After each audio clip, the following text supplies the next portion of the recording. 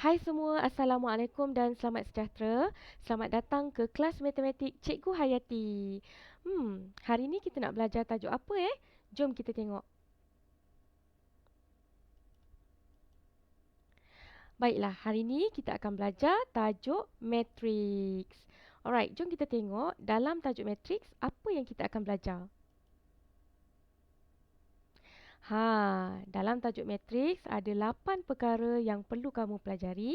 Tapi untuk kali ni kita akan tengok dulu yang pertama, iaitu konsep matriks. Dah bersedia? Jom.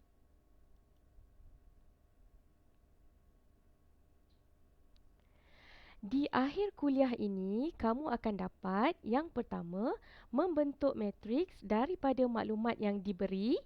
Yang kedua, menentukan bilangan baris, lajur dan peringkat bagi suatu matriks. Dan yang ketiga, mengenal pasti unsur dalam suatu matriks. Apa itu matriks? Matriks adalah nombor-nombor yang disusun dalam baris dan lajur untuk membentuk satu tata susunan segi empat sama atau segi empat tepat. Matriks ditulis dalam tanda kurungan seperti yang cikgu tunjukkan di sini. Jadi inilah rupa bentuk matriks di mana matriks ditulis dalam tanda kurungan dan disusun mengikut baris dan lajur. Okey, katakanlah cikgu namakan matriks di sebelah ni sebagai matriks M. Dan dalam matriks M ni, baris adalah mesti yang melintang dan lajur mesti yang menegak. Jadi di sini, ini adalah baris yang pertama. Dan yang kat bawah tu pula adalah baris yang kedua. Dan yang menegak yang pertama adalah lajur yang pertama di situ, lajur yang kedua dan seterusnya lajur yang ketiga. Jadi ingat, baris mesti melintang dan lajur mesti yang menegak. Jangan lupa tahu. Bila kita dah kenal pasti bentuk matriks dengan susunan baris dan juga lajur, sekarang kita nak mengenal pasti pula unsur yang ada dalam matriks. Tapi sebelum tu kita nak tengok terlebih dahulu peringkat matriks. Peringkat matriks ditulis dalam bilangan baris kali bilangan lajur. Jadi di sini peringkat matriks M adalah 2 kali 3, di mana 2 adalah bilangan baris dan 3 adalah bilangan lajur. Sekarang baru kita nak kenal pasti unsur yang ada dalam matriks M. Unsur yang ada dalam matriks M kita tulis sebagai MIJ. Di mana I adalah baris yang ke I dan J adalah lajur yang ke J. Dalam erti kata lain, I mewakili baris dan J mewakili lajur. Jadi, seperti yang cikgu tunjukkan di sinilah. Sekarang soalan, nyatakan unsur bagi M21.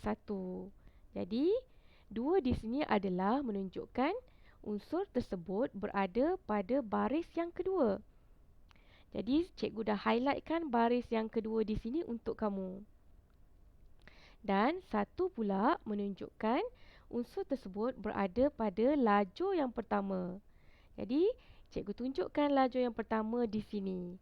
Jadi, apakah unsur bagi M21? Yes, unsur bagi M21 adalah 12. Good. Seterusnya, kita nak membentuk matriks daripada maklumat yang diberi. Jom kita tengok soalan. Di kedai buku Ahmad, harga sebuah buku tulis dan sebatang pen masing-masing ialah RM1.20 dan 85 sen.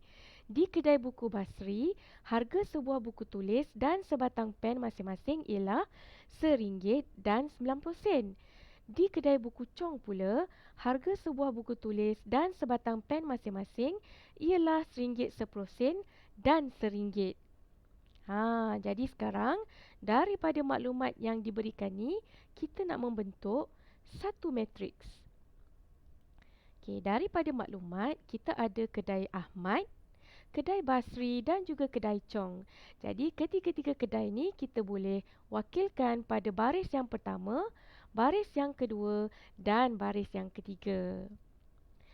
Daripada soalan juga, barangan yang ditulis dalam soalan adalah buku tulis dan sebatang pen. Jadi buku kita boleh wakilkan pada lajur yang pertama dan pen kita boleh wakilkan pada lajur yang kedua. Okey.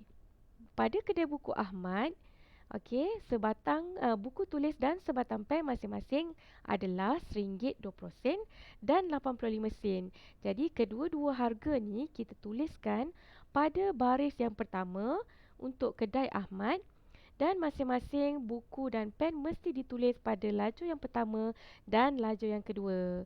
Jadi kita akan letakkan nilai itu di sini, RM1.20 dan 85 sen.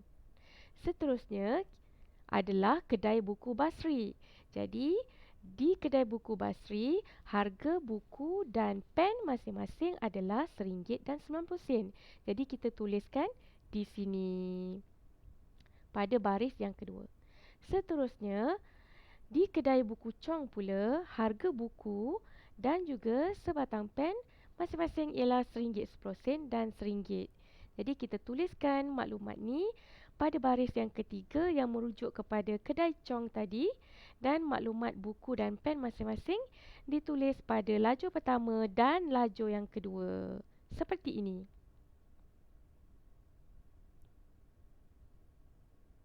Senang je kan? Jadi daripada soalan, kita dah berjaya membentuk matriks. Alright, seterusnya jom kita jawab soalan. Nyatakan unsur-unsur bagi matriks Q berikut. Okey, soalan yang pertama, Q12. Maksudnya di sini, unsur yang berada pada baris yang pertama dan lajur yang kedua. Jadi, jawapannya adalah 4. Soalan seterusnya ialah Q21. Maksudnya unsur tu berada pada baris yang kedua dan lajur yang pertama. Jadi jawapannya adalah -2. Seterusnya, unsur yang terdapat pada Q32 menunjukkan unsur tersebut pada baris yang ketiga dan lajur yang kedua. Jadi jawapannya adalah kosong ataupun sifar. Jom kita tengok soalan seterusnya. Nyatakan peringkat matriks berikut. Jadi ada dua matriks yang diberikan di sini. Jom kita tengok matriks yang pertama. Okey, sekarang kita kenal pasti berapa bilangan baris yang ada. 1, 2, 3. Jadi bilangan baris ada 3 dan bilangan lajur ada 1, 2. Jadi peringkat matriksnya adalah 3 kali 2. Okey, kita tengok matriks yang kedua. Bilangan baris ada 1 sahaja. Manakala bilangan lajur ada 1, 2 dan 3. Jadi peringkat matriksnya di sini adalah 1 kali 3. Senang je kan? Alright, jadi untuk aktiviti, jom jawab soalan kuisis yang berkaitan dengan bilangan baris, bilangan lajur dan peringkat matriks. Sila klik link kuisis di ruangan description. Okey, jadi sampai di sini saja pembelajaran kita untuk hari ini. Di kelas yang berikutnya, kita akan teruskan dengan konsep matriks sama. Sehingga berjumpa lagi. Bye. Assalamualaikum.